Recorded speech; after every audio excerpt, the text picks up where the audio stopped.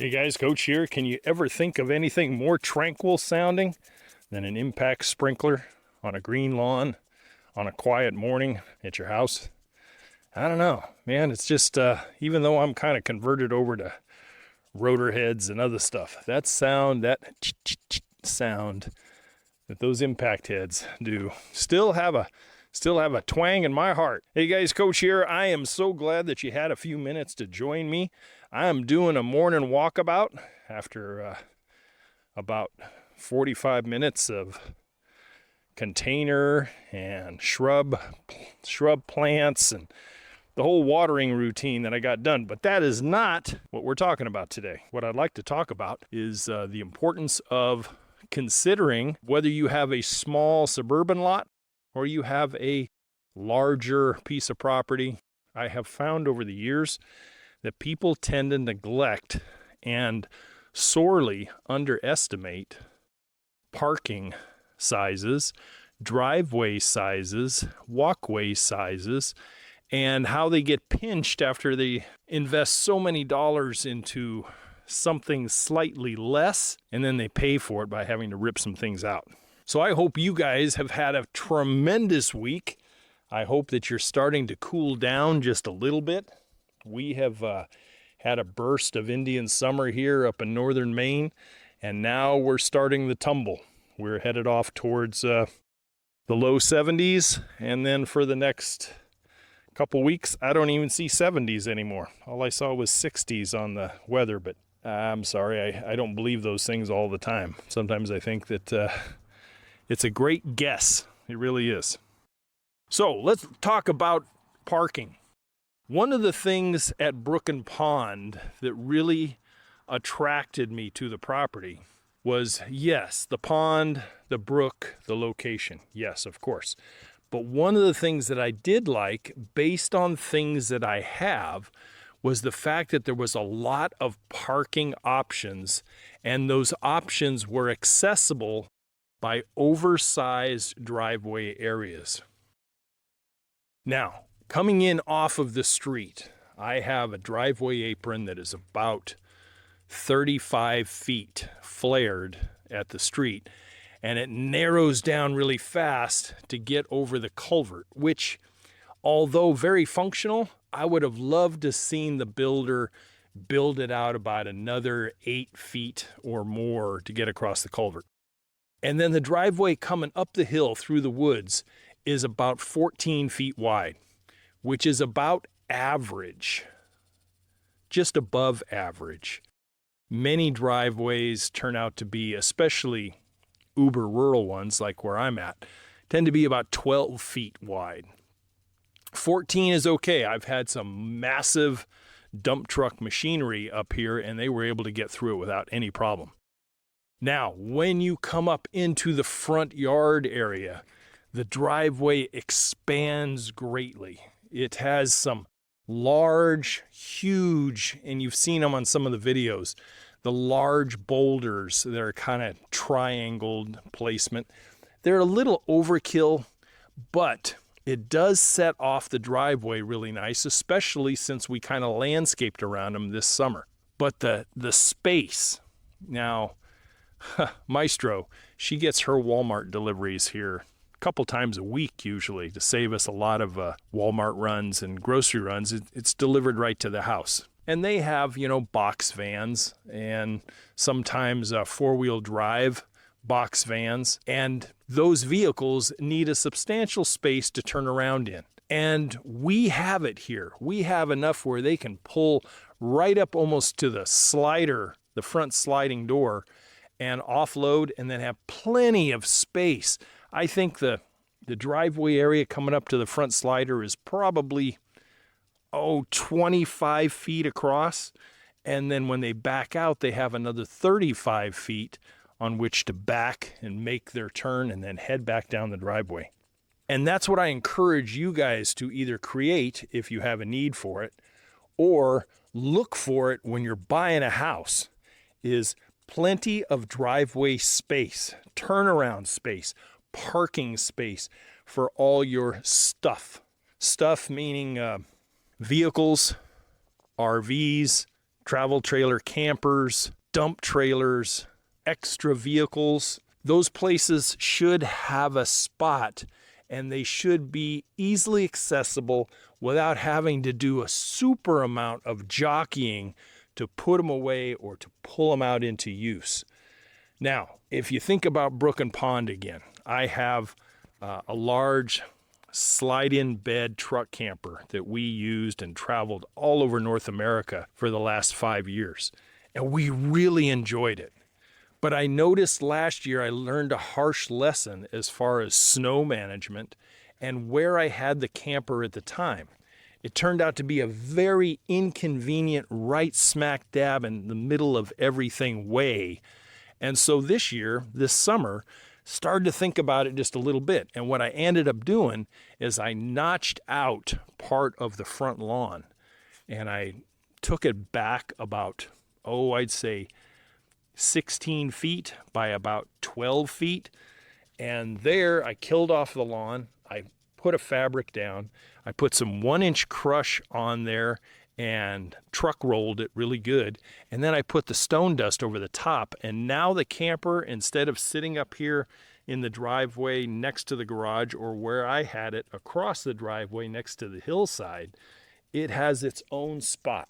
One drawback, I do not have power yet over to that spot. So I'm going to have to pull the lithium batteries out of it and bring the batteries inside. It is already drained out. I need to winterize it a bit, but it has a nice spot that doesn't conflict with any movement or navigation in and around the house. And that really made me happy. And where it is, it's not unsightly. It looks fine. And next year, we can end up continuing the landscape to kind of, I don't want to say camouflage, but to decorate around it out into the front lawn. Some of that lawn's going to go away, and the camper spot will have trees in and around it. And I don't mean big trees, there's smaller trees. So it looks really good. Now, continuing through this huge front driveway area, it has a wraparound that goes around the back of the house. And that wraparound from garage to hill is about 27 feet wide. Then it necks down to about, I'd say 19 feet wide from house to hill. And then it necks down again because of property line down towards the wood pile, but plenty of room for tractor, snow blower, even the big dually pickup. I backed down to the wood pile yesterday and offloaded the remainder of our wood for the winter, and plenty of room, no problem. And on the pond side of the house, there's a much narrower driveway, plenty for garden tractor, mower, JD, the larger 700 series tractor. I can get in and around with that. I have to be very careful with the big pickup because of one of the big boulders, and it kind of narrows down towards the house. But I can get through there. And if I back carefully and I've blown snow and everything's cleared off, I can back all the way in there and use the pressure washer this winter to kind of remove some salty grimes and other stuff because I put in that hot water outside faucet. So I'll be able to do some washing and stuff. But the importance of that, if you didn't have that, then you're relegated to much tighter spots. And if you say you're an RVer or you're a contractor with a 16 or 18 foot cargo trailer, and you have a much tighter, less mobile area, it becomes really difficult to just park. And it's a pain in the butt. And although I loved Weed Patch Ranch, for the most part, you really had to be on your A game if I wanted to get the cargo and the dump trailer back towards the shop. Now, I had some perimeter driveways out towards the olive orchard. They were kind of narrow on the property line. Wow, a jerk neighbor I had there. Oh my God, I do not miss that guy at all. But I was able to drive truck and dump trailer and other stuff down along the olive orchard and get in there. I just couldn't do a lot of maneuvering if I did get in there. But backing between the garage car garage and the house required me to really make sure I came in at it in an exact angle and fashion so I could make turns and have front wheel swings that actually allowed me to get back in there. And had I designed it myself, there would have been some more space there for sure. Now out front, since I had a lot more control over what was out front because it was kind of a blank slate, I was able to create some additional parking space and turnaround space. And you know who loved that the best? The UPS guy. Man, he loved coming to our house because he was able to whip right in, back up right next to the front door deck and offload whatever happened to be coming there and then drive right out. And he always complimented me on that. He says, so easy to get in here. And some places in our own neighborhood, and they were, 2 to 5 acre lots.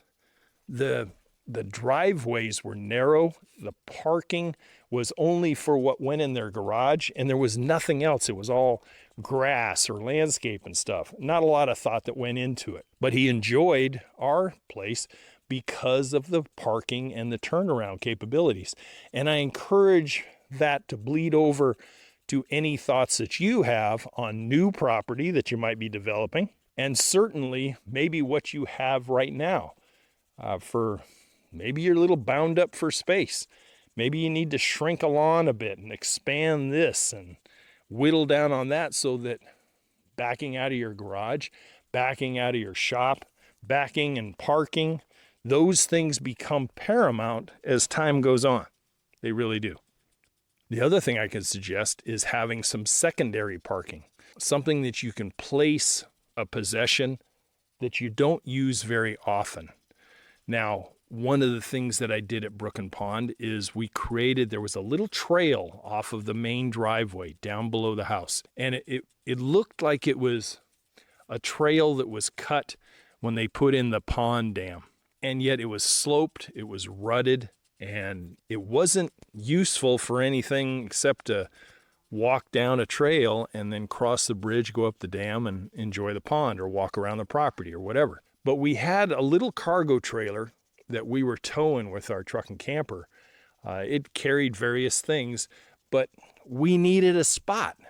And in order to keep things opened up and tidy looking, what I did was I widened that little trail area, killed the surface vegetation, brought in some logs from the property and shored up the lower side, reinforced it. And then when we did a lot of the gravel work for the driveway, I took a lot of the 1-inch crushed as my base, put down a fabric bottom, and then filled it up with 1-inch crush, and then topped it with stone dust. And now I have a place where JD resides down there, and also where the 12-foot cargo trailer resides. Down in the cool woods, still have enough room to get in there and remove snow if I have to. JD will probably not stay there during the winter. He'll probably come up here and get parked next to the garage where I can plug in a block heater and maintain the battery so I can start it up for snow management. And yet the rest of the time, it's very easy to do the walk behind snowblower or a shovel and keep that area clean. And it's nice and neat. All I do is blow leaves off that are falling right now. And it really opened up the whole house area. I don't have that trailer and camper and you may have 2.5 acres, but here only 2.5 acres isn't all available to you. A lot of it is woods. And unless I start chopping everything down and grading everything out, those woods provide a nice visual barrier between our house and the road. And I didn't want to mess with that. So we had to think it out. And that is what we came up with. And so far, it's turned out great. I'm very, very happy with how 2024 has progressed as far as getting some things done, particularly organizing and placing the big cargo trailer that I have, which is on a gravel pad back towards the firewood stack, where the camper goes now, where the little trailer goes, and where JD is parked in the warmer months. And then the pickup is inside the garage. So lots and lots of space, a whole lot of space for deliveries, for us coming and going with the bigger truck. When I back out of the garage, I have plenty of room to back out, turn, and I don't even get dangerously near the camper at all. But if I wanted to load that camper onto the truck, I would back right out and do a 3-point turn and back right into it very, very conveniently without having to worry about garage walls or hillsides or French drains or anything else at the time. So if we wanted a bug out in the middle of winter, we could put the camper on the truck and be gone inside 4 hours. We would be able to stock it up, battery it up, warm it up, and be done and gone. Before, yeah, there was a lot of junk along the garage, and now that junk area is all landscaped and graveled in really nice, and it's very accessible. Yesterday, when Maestro and I were putting together the firewood and filling the breezeway and stocking a pallet back by the wood pile, everything went really smooth because backing and driving was really smooth.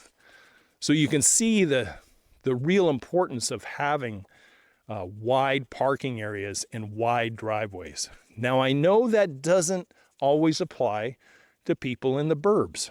I get that. I worked for dozens and dozens and dozens of suburbia people as a landscape contractor and designer. You don't have that kind of space. And if you do, you're one of the luckiest and most fortunate ones probably in the whole neighborhood. If you have enough room on the side of your house where you can put your RV or your boat or whatever, what have you. Now, I have lived in, half a dozen houses in my adult life. And some of them had space alongside of the garage, and some of them did not.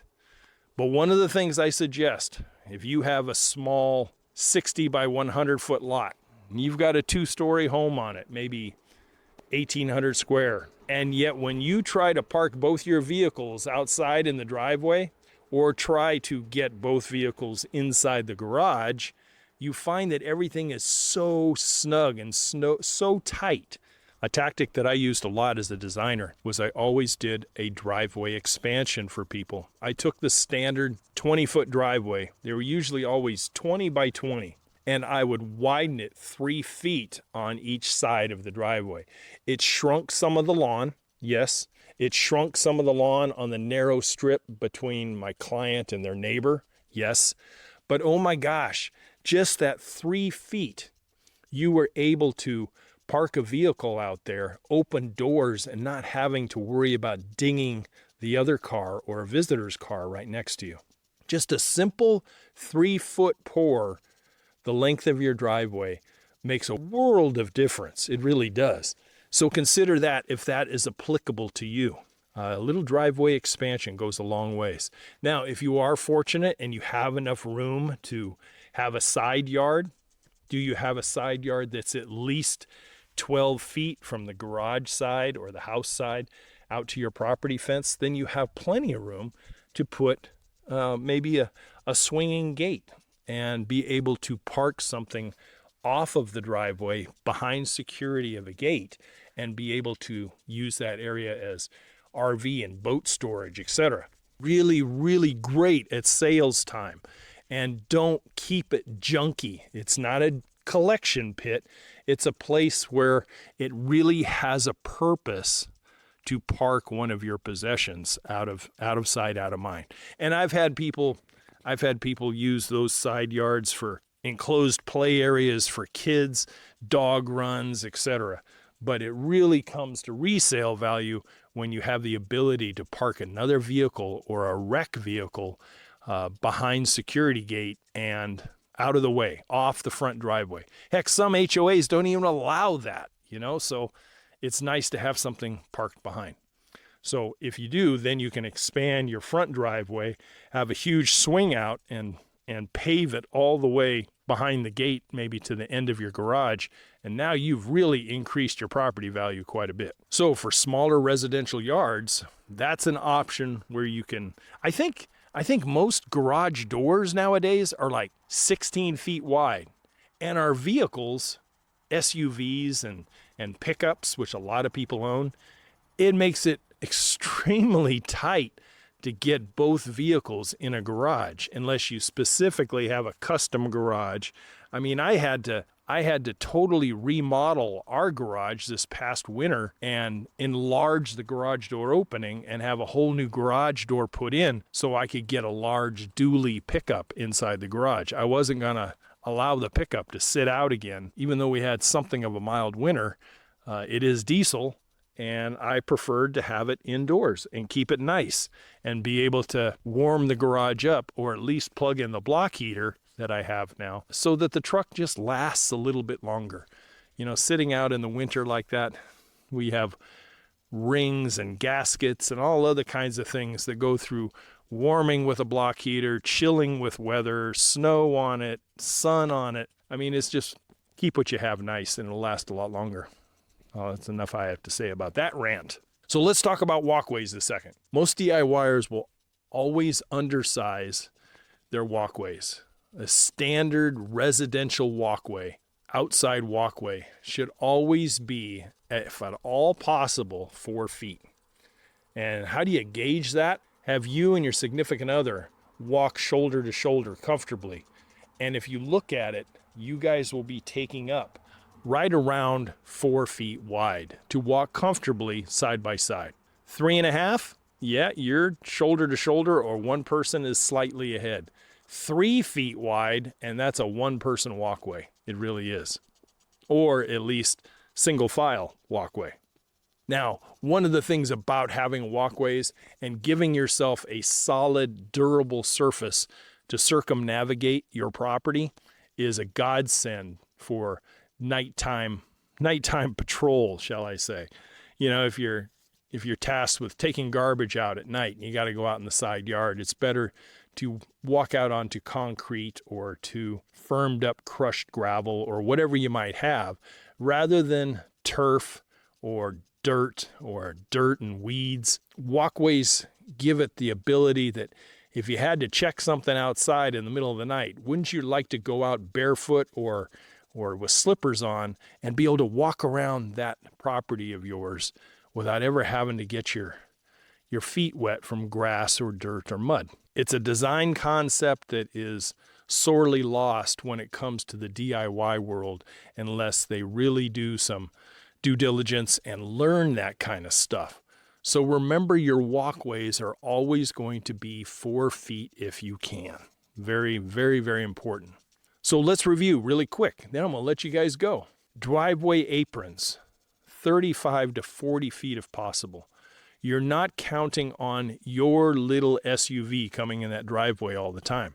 You're going to want to have something that accommodates a large commercial vehicle if necessary, including a fire engine, okay? You don't want to have something super narrow if one day you need the boys in blue coming in the big red hero hauler, plain and simple. So 35 to 40 feet minimum. A 14 to 17 foot wide driveway. Something that if you had to, 2 small SUVs could pass at the same time. Now, I have 14 feet, but down at the bottom of the hill, I have a bump out in the driveway that would allow somebody to pull over out of the way to allow a vehicle to pass or to come down the hill. Big driveway turnarounds. Go big or go home if you can. Big areas to be able to park travel trailers and commercial trailers, etc. If you can and you have the property, the ability to have some type of a driveway that goes all the way around the house. And I don't mean like through the back lawn, I mean around the developed part of your homestead. Very, very important, very convenient when you're building. When you're talking about parking areas for smaller residential lots, consider that widening of that 20-foot driveway. 3 feet if you can, 4 feet if you have the room. Very, very good as far as parkability of a vehicle on the driveway, especially if maybe your garage is filled with stuff when you first move in, or that's just how you store stuff is in your garage, and maybe your cars can't get in there. It's nice to have those extra few feet to open that door conveniently without slamming into the one next to it. Remember your walkways, 4 foot. 4 foot walkways are perfect. whether they be concrete, whether they be blacktop, whether they be gravel, something that is wide enough to walk shoulder to shoulder with a friend or family member. That's what I have for you guys today. I'm going to go back down and enjoy that impact sprinkler and move the lawn sprinkler just a little bit. I cannot believe that I even have to have a sprinkler out on the front lawn. We have not had any measurable rainfall in probably, 5 weeks. And there was a lot of places on that front lawn that were stressed and drying out crazily. So, yep, I've got the little impact sprinkler going this morning, and the lawn looks a heck of a lot better. Guys, I will leave you with that. I will catch you guys next week. I appreciate your time as always, and as always to your landscape success. Thanks for a great talk with my new friend out in Kansas, Roger. We're talking about a large irrigation system out there for him, and we have a little more discussion to do. So I may be going to Kansas this year, Dorothy. As always, to your landscape success, I'll see you guys next week. Bye for now. Hey friends, Maestro here. Please check out the description for this podcast, where you will find important links related to this video, as well as links to the website, discounts, and much more. Also, don't forget, Yard Coach now offers personalized consultations to help you get your project launched and completed, or just answer your specific landscaping questions on a personalized level. See the website at youryardcoach.com for more details.